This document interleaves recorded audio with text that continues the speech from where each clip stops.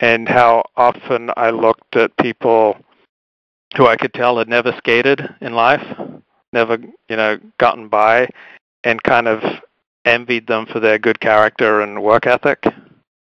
Ah, I see.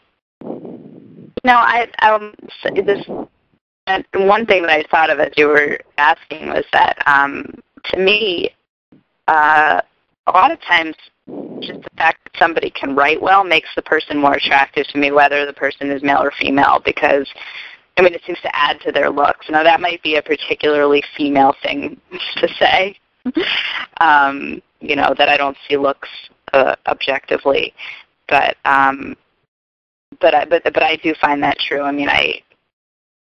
Jennifer Egan just won the Pulitzer, and I saw her read.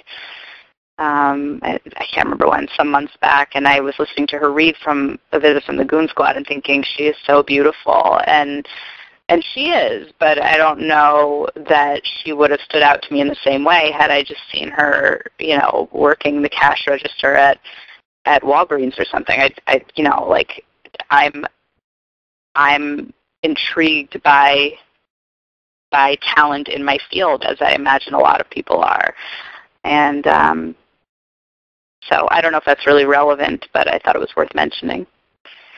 And I guess another reason this comes up is because your new book is a lot about body image. So that's another reason why I'm ruminating and trying to get you to ruminate on these things. For instance, when I encounter someone who's gorgeous, I expect them to be shallow and lacking in character. And when I encounter someone who is very plain and yet accomplish, I expect that they did it, without charming their way through, that they did it all on work ethic. And how about you in those Sometimes sorts of... I assume that the person came from money, but that's my own hang-ups. I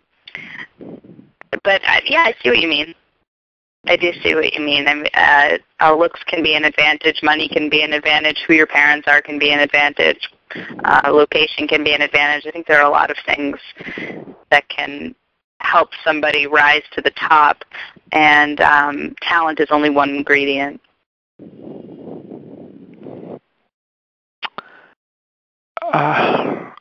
You delve into deep stuff behind body image issues in your novel.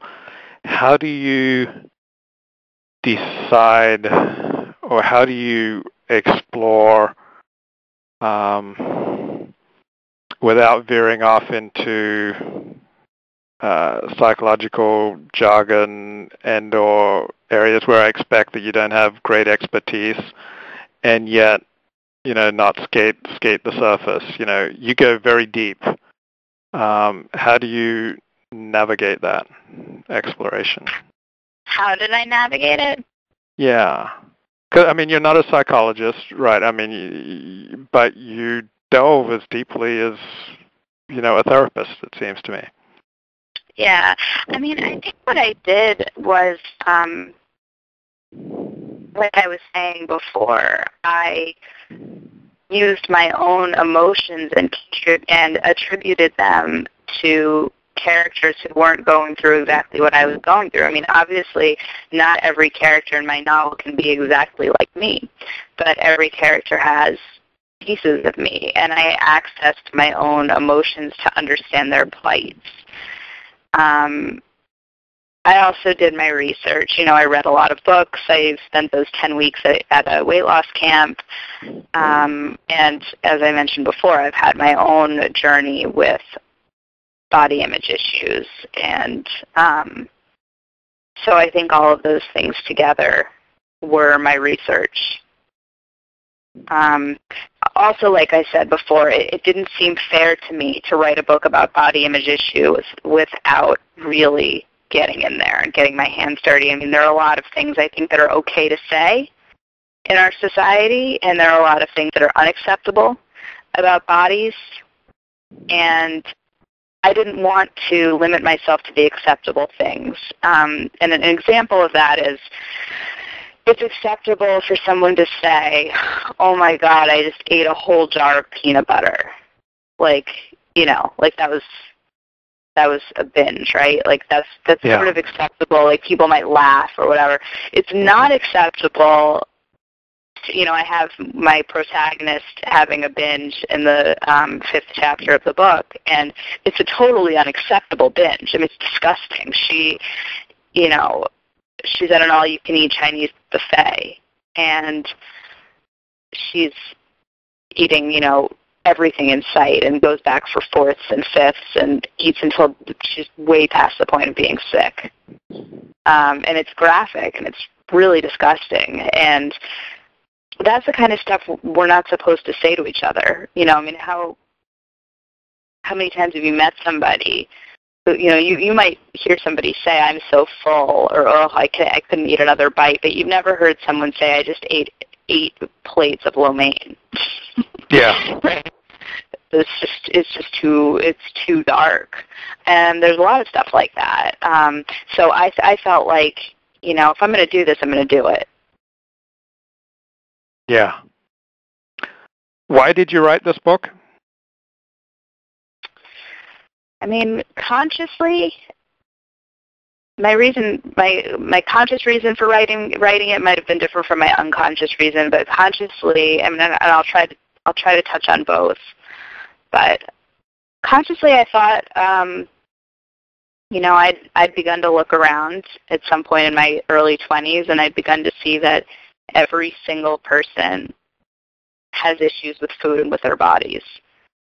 And it really tripped me out. I thought, what is going on? And our country continues to get fatter, and our food continues to get less healthy, and there just seemed to be terrible things going on, and I wanted to explore them, and I thought that a weight loss camp would be a good place to explore some of this stuff because it's insular, and it seemed to me like a microcosm of the diet industry.